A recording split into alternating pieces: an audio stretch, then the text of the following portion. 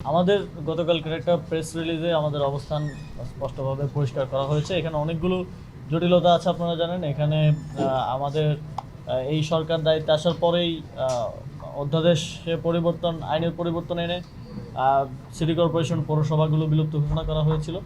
এবং তারপরে এখানে অনেকগুলো আইনি জটিলতা আছে, সেগুলো আমরা আইন মন্ত্রণালয় থেকে জানতে চেয়েছি যে কী কী ধরনের আইনি জটিলতা আছে কিংবা আছে কিনা। এবং এর বাইরেও মেয়াদ সংক্রান্ত জটিলতা আছে।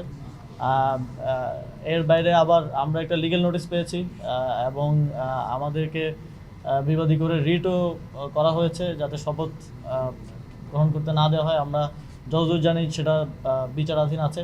তো এই সকল ধরনের জটিলতা নিরসন না করে আমরা কোনো সিদ্ধান্তে আসলে যেতে পারছি না।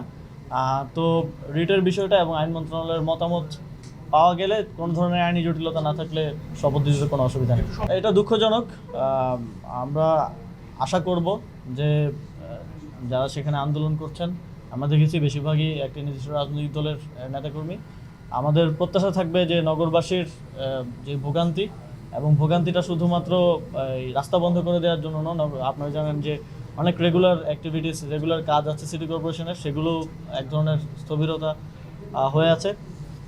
এই ভোগান্তি নিরসনের জন্য ওনারা ধৈর্য দেখাবেন এবং এই যে আইনি জটিলতাগুলো আছে, হাইকোর্টে বিচারাধীন আছে, হাইকোর্টের প্রতিও সম্মান প্রদর্শন করবেন এবং ধৈর্য ধরবেন আর কি।